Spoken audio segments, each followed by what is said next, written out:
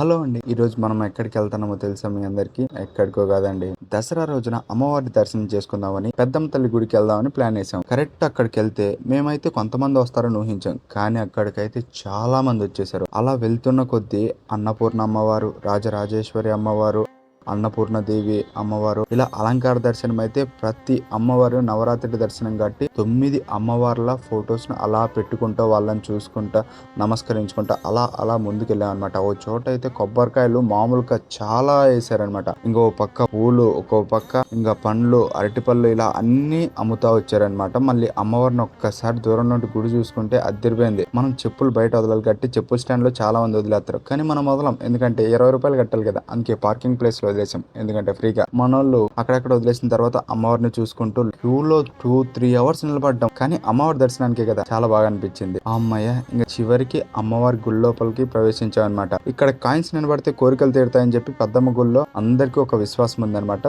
కానీ అమ్మవారి గుడి మొత్తం మామూలుగా అలంకరించలేదు, తిరిపోయేలా అలంకరించారు. అలా అమ్మవారి గుళ్ళోకి అడుగు పెడితే సగానికి సగం మంది అంతా వీడియోలు తీస్తున్నారు. ఎందుకంటే చూడడం కన్నా చూపించడానికి మన వాళ్ళకు చాలా ఉత్సాహం అనమాట. అలా చూసుకుంటూ దర్శనం చేసుకుని ప్రసాదాల దగ్గరికి వచ్చేసాం అనమాట. ప్రసాదాల దగ్గరికి మామూలుగా కాదు, ఇండిపెండెన్స్ కోసం వచ్చిన ఇండియన్స్ లో అంత మంది వచ్చేసారు. తీర మొత్తం ప్రసాదాలు తీసేసుకొని ఓ పక్క తినుకుంటా, ఇంకా చాలా మంది ఫ్యామిలీస్ తో వాళ్ళ పిల్లలతో అక్కడక్కడ ఆడుకుంటూ అలా తిరుక్కుంటూ ఆ రోజు మొత్తం ఏం చేసాం. అమ్మవారి పాదాల దర్శనం, అలాగే నాగరాజ స్వామి వారి టెంపుల్ ఇవన్నీ మేము చూపించలేదు. ఎందుకంటే ఒక్కసారి జూబ్లీ హిల్స్ టెంపుల్ కు మీరు కూడా విజిట్ చేసి అమ్మవారి ప్రేమకు పాత్రలు కండి. అలాగే విజిట్ చేసింటే ముందే మీ ఎక్స్పీరియన్స్ ని కామెంట్ రూపంలో మాకు తెలియజేయండి. మన నవ్వులపేట యూట్యూబ్ ఛానల్ ని మాత్రం సబ్స్క్రైబ్ చేయటం మర్చిపోకండి.